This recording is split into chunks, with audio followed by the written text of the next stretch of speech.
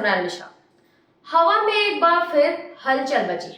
राजधानी दिल्ली से कोलकाता जा रही एयर इंडिया की एक फ्लाइट टेक ऑफ के ठीक पहले रोक दी गई।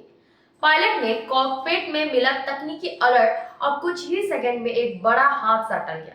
लेकिन ये अकेली घटना नहीं है। कुछ ही हफ्ते पहले 12 जून को अहमदाबाद से उड़ान भरते ही एयर इंडिया का एक और विमान फ्लाइट AI-171 एक भीषण हादसे का शिकार हो गया था। उस त्रासदी में 260 लोगों की जान चली गई थी। इन दोनों घटनाओं ने देश की प्रमुख विमानन कंपनी एयर इंडिया की सुरक्षा व्यवस्था पर गंभीर सवाल खड़े कर दिए थे। आज हम आपको इन दोनों घटनाओं की पूरी इनसाइड स्टोरी दिखाएंगे, समझेंगे कि आखिर कहां चूक हो रही है और इन हादसों के बाद यात्रियों की सुरक्षा के लिए क्या कदम उठाए जा रहे हैं। ढाका में सोमवार को बांग्लादेश वायुसेना का एक F-7 BGI प्रशिक्षण विमान उड़ान भरने के तुरंत बाद तकनीकी खराबी के चलते दुर्घटनाग्रस्त हो गया। विमान ढाका के कुर्मिटोला स्थित माइलस्टोन स्कूल और कॉलेज की इमारत से जा टकराया, जिससे उसमें आग लग गई। इस भीषण हादसे में कम से कम 20 लोगों की मौत हो गई और 131 अन्य लोग घायल हुए हैं। मरने वालों में विमान का पायलट और तीसरी कक्षा का एक छात्र भी शामिल है। पायलट ने भीड़ भाड़ वाले इलाके से विमान को दूर ले जाने की बहुत कोशिश की थी, लेकिन सफल नहीं हो सका। दुर्घटना के कारणों की जांच की जा रही है।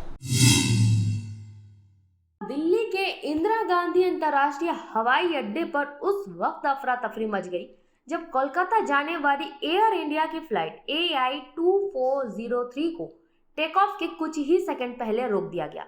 विमान रनवे पर गति पकड़ चुका था और उड़ान भरने ही वाला था। वजह थी कॉकपिट में मिला तकनीकी खराबी का अलर्ट। पायलट ने असाधारण सतर्कता दिखाई और स्टैंडर्ड ऑपरेटिंग प्रोसीजर यानी SOP के तहत तत्काल टेक ऑफ रोक दिया।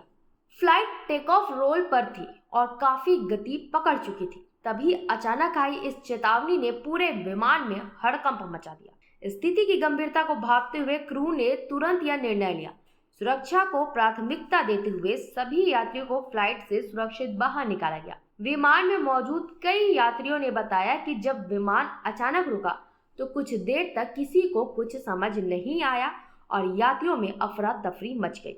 हालांकि क्रू सदस्यों की त्वरित और पेशेवर कार्रवाई ने हालात को काबू में रखा।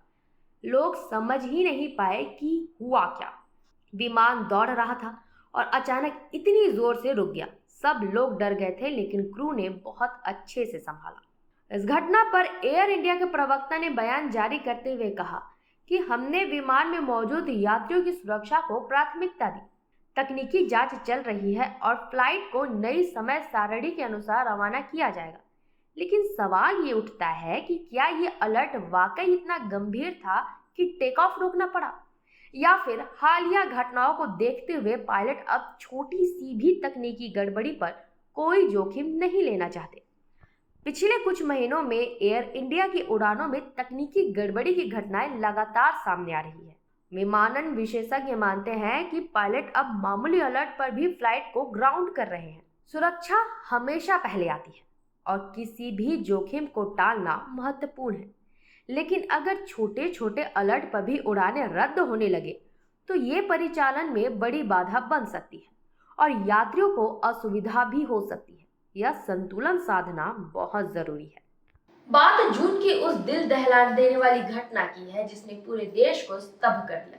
12 जून 2025 को अहमदाबाद से लंदन के कैटविक एयरपोर्ट के लिए रवाना हुई एयर इंडिया की फ्लाइट AI-171 महज कुछ ही मिनट में दुर्घटनाग्रस्त हो गई।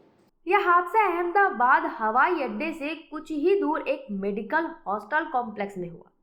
इस भयावह हादसे में 260 लोगों की जान चली गई।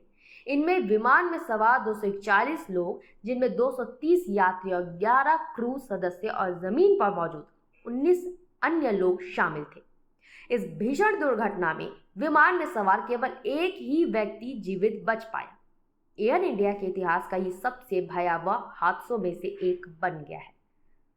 सब कुछ ही पलों में खत्म हो गया। लोगों ने अपने सामने कई लोगों को मरते देखा। प्राथमिक जांच रिपोर्ट के अनुसार उड़ान भरने के कुछ ही सेकंड बाद दोनों इंजनों को ईंधन की आपूर्ति बंद हो गई थी। इससे विमान की शक्ति अचानक चली गई और वह क्रैश हो गया। ब्लैक बॉक्स डेटा से ये भी सामने आया कि पायलटों के बीच कॉकपिट में भ्रम की स्थिति थी जब एक पायलट ने दूसरे से ईंधन काटने के बारे में पूछा। दुर्घटना के कारणों की विस्तृत जांच जारी है। एयरक्राफ्ट एक्सीडेंट इन्वेस्टिगेशन ब्यूरो यानी AAIB ने औपचारिक जांच के आदेश दिए हैं। केंद्रीय नागरिक उड्डयन मंत्री राममोहन नायडू ने संसद के मानसून सत्र के पहले दिन इस मुद्दे पर बात की और पूरी तरह से जांच का आश्वासन भी दिया। इस दुर्घटना ने विमानन उद्योग में सुरक्षा प्रोटोकॉल और विमानों के रखरखाव पर गंभीर सवाल खड़े कर दिए।